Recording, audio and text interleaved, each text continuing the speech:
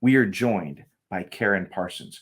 You will probably recognize her as Hilary Banks from her role in The Fresh Prince of Bel-Air. But she's also the founder and producer of the award-winning children's animated films Sweet Blackberry, which celebrates the contributions and the stories of unsung Black heroes in history. And she's also the author of numerous books, including How High the Moon, Flying Free, and Saving the Day, the Garrett Morgan life-changing invention of the traffic signal. Karyn, welcome. Thank you very much. It's really good to be here, and I'm really excited to be here at S.T.E.A.M Race to Space. I am excited to talk to you as well too. It's such a great book. You have done so much work on television, on film, but I'm curious. Let's take a step back even further. Mhm. How did you become a reader first? Oh, a reader first. I started reading really early. I was an only child, and so my mom said that that I was reading when I was really, really little, and got me into school a little earlier than she would have, just because she said you just wanted to read. So we did it. But what ended up contributing to my love of it even more, I mean, I was curious and I was doing it from a very young age. But what I think it probably got really solidified when my mother became a librarian. When I was probably in the third grade, she became a librarian, or started working the library system, and then would become a librarian. And so as an only child, I spent hours upon hours in the library. And as the librarian's daughter, I got to get more books than most people. So I take big stacks home, and but I got to really explore all ends of the place, all sorts of interests, and I had plenty of time on my hands to just dig in and get lost in these other worlds, and which I think contributed so much to me into later on becoming an actor, because it was storytelling and characters again, and now a writer. That is like being given a magic ticket. Mhm. All the books you want from a library. Oh wow, that's Yeah, incredible. it is. I have the most fond sensory memory of it. Whenever I think back to being there and what it felt like inside the library, it's so clear to me what it felt like when I was a kid, and the sense of wonder, and it was quiet, and it was just so mysterious. And every time I opened something up, it was like you were entering a whole new, a different kind of mystery. Totally, everything's so different from everything else, and it was fun. It was good. I mean, I'm still, I'm the person. It's like, you got to kill some time. Drop me off at the library. you know. I'll meet you there. That sounds wonderful. Speaking of sort of being dropped into this wonderful sort of storytelling mystery, you have a couple of books before we talk about Garrett Morgan. I Mhm. will say, and it's perhaps for a slightly older age group, but Yes. How High the Moon Yes. is a brilliant, lovely, beautiful book, and I, Thank I you. really enjoyed it. Thank you So so much. it is an absolute treat. Thank you. Thank you. It Wonderful. meant a lot to me doing that. It was inspired by my mother's growing up in the Jim Crow South, which she always talked about as, oh, my childhood was so great. It was so happy. And it wasn't until I was, at some point in my adulthood that I went, wait a minute, that was a Jim Crow South, segregated South. You have to tell me more. And I wanted to write to find out how that was true and how that was so. And I did. I ended up with, between talking to her and exploring further what it would be like to grow up at that time as an 11-year-old girl. I saw how community has such a big impact on all of us still, so that, to this day, but how important that is in shaping our children. Well, I thought it was a beautiful book. I Thank you. I teach children's literature here at Orange Coast College, and I may have to use it on my syllabus next semester. I It was hope you really will. I hope brilliant you stuff. will. Thank you. Well, before we get to the Garrett Morgan story, I want to mention your other book as well too. So, Bessie Yay. Coleman, uh, wow, what an inspiration! Can you tell us a little bit about this? Because she is amazing. She is Everyone should amazing. know her story. That is the truth. And that's what happened. I started my organization, the Sweet Blackberry. It's a nonprofit organization that these books are Sweet Blackberry books. And I wanted to tell little known stories in Black history that you just don't hear about. Heroes, people who overcame incredible challenges and obstacles, and went on to do great, great things, which I think is an important lesson for kids. And when I started it, I, you know, I loved Bessie Coleman's story. I was excited by her story, but I started seeing things here and there about her, and I thought, maybe she doesn't fit under the little known thing. Maybe there's more out here about her than I realized. But whenever I would talk about her to people, they always said, "Oh yeah, Bessie Smith. I know who that is." And I was like, "No, no, no, no, no. That's the singer. I'm saying Bessie Coleman, the pilot." And this happened and over. And I thought, you know what? People need to know. Even if there are things out there, I want more people to know about this woman who inspires me so much. Mhm. You know, I mean, this is the first Black female aviator. She got her pilot's license before Amelia Earhart, who we know everything about.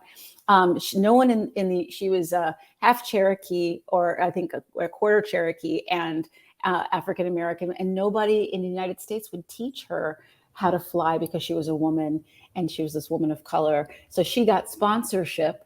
This is back in 1920. Crazy, you know, and people knew so little about flight, but Mhm. she was so brave that she got sponsorship and she took a boat to France, learned the language, went over and spent months and months learning how to fly, because there they would teach a woman how to fly, a woman of color to Mhm. fly. Came back a hero. And to me, long after I finished writing the book, I had her picture up on my computer desktop, because whenever I see her face, she inspires me and reminds me of what I'm capable of. And I hope she does that for kids when they read this book. Everyone needs to go get this book and read it. You will love it. And she is a hero and an She is. inspiration. And I'm so glad you shared her story. And we all Thanks. need to know her story. I We agree. also Thank have you. another really amazing hero as well, too, in Garrett Morgan. Yes. Please tell us who Garrett Morgan is. Who is he? What did he do?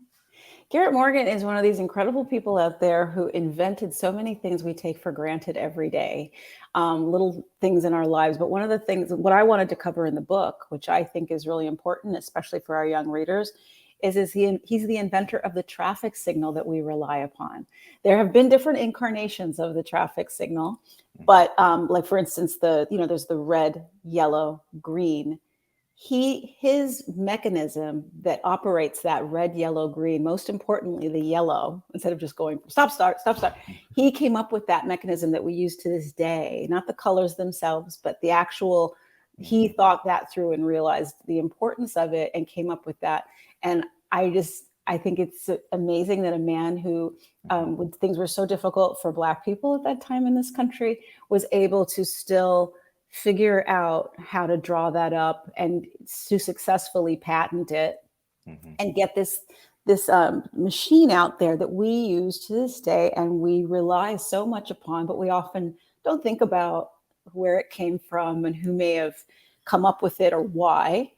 You know, the things that he encountered that made him say something has to be done about this. And that's really what the story of the Saving the Day story has to do with, is somebody who really wants to help, but having a hard time focusing Mhm. their creative energy, and they're kind of all over the place. But when he finally is able to kind of hone it all in, and I think we all know someone like that who's got lots of energy and is going all over and wants to help. But if he could bring it in and focus it, he was able to do really incredible things. Well, I know you're saving our day by introducing us to this book. Do you mind reading a little bit from it? Because it's beautifully written. I'd love to. It also has incredible illustrations, which I would love to share, by the illustrator R. Gregory Christie, Mhm. who is a fantastic Coretta Scott King Award-winning illustrator. I just am in awe of his work. I love working with him because I write things and then I see what he puts to it, and he's a historian unto himself, because I'll write all of these things, but then the layers in the illustrations tell you so much more about the time that aren't in the words necessarily. Yeah. So it's really a beautiful and fun collaboration. So yeah, I'll read a little bit. Thank you. This is Saving the Day, Garrett Morgan's life-changing invention of the traffic signal. Morning dawned, and the sun's golden rays signaled to Garrett Morgan that it was a new day. With his head in the clouds, always full of a dream, he was no help to others, or so it seemed.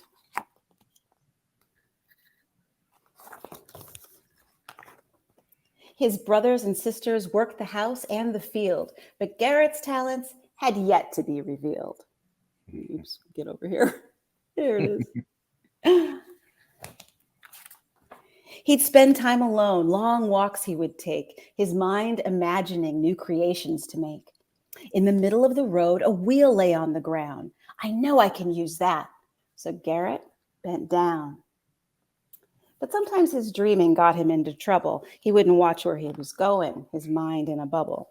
See, along came a car, from the side a red truck, and though they missed Garrett, their nerves had been struck. Both slammed on their brakes, dodged the boy by a hair, but the near collision gave everyone a scare. Back at home, his mom said, "You wait here for your dad." He just knew he was in trouble, that his parents were mad.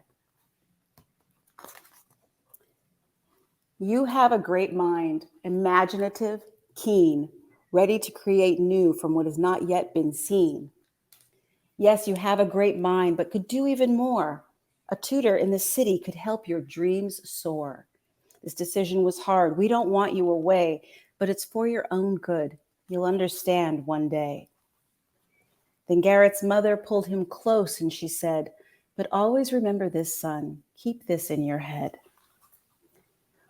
While Ruth's good at fishing and Will loves to bake, Lucille loves the stars and the patterns they make. And you too, son, have something that's all yours alone, something to contribute that's just not yet known. All are given a gift, something you cannot learn. It's what you do with that gift that's your gift in return." The city was loud, people everywhere, and cars and horses and bicycles were there, all on the same roads, all at the same time, horns honking, cars crashing, no reason or rhyme.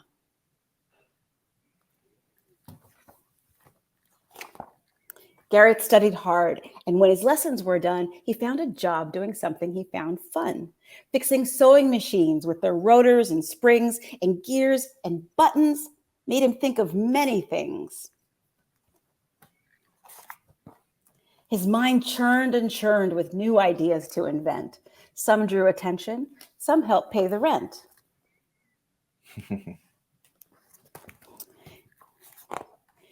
The day's early dawn signaled Garrett to wake. He decided to walk, a scenic route he would take.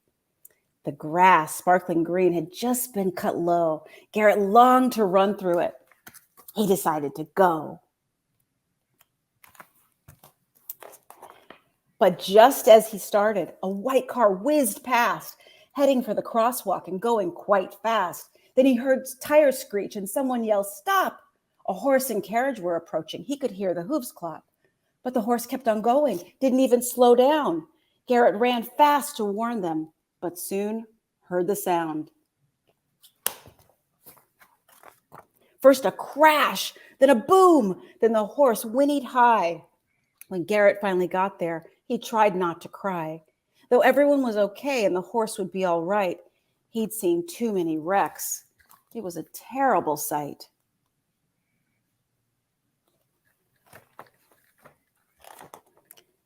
There has to be some way to let drivers know that someone else is approaching, when to stop and to go.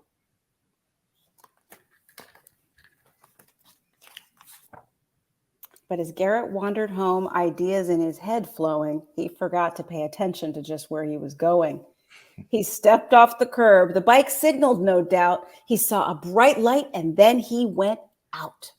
His mind was filled with colorful light, on and then off. What a beautiful sight. The green of the grass, illuminated by sun, shone bright and invited Garrett to run. Golden light through the window eased in the morning. A new day was beginning. It was a subtle warning. The red glow of the coals, far too hot to touch, told Garrett to stop. One more move was too much. His mind was racing, ideas twisted and nodded. Then he suddenly jumped up and exclaimed, "I've got it!" A traffic signal. That's what he'd create, so all could travel safely. Yes, it'd be great. The red, yellow, and green would come along later, but it was Garrett's foundation that made us all safer. Garrett had a gift. Yes, that is a fact. But what meant the most? was that he gave back.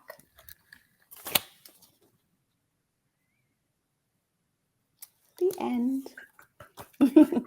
Karyn, that is amazing. Thank We're you. running short of time. I love that. I need to know whose story are you telling next? Because Garrett and Bessie are amazing. Where are you going next? Whose story do we need to know? Oh, there are so many. And I think every day seems like somebody's writing me and telling me a story I haven't heard.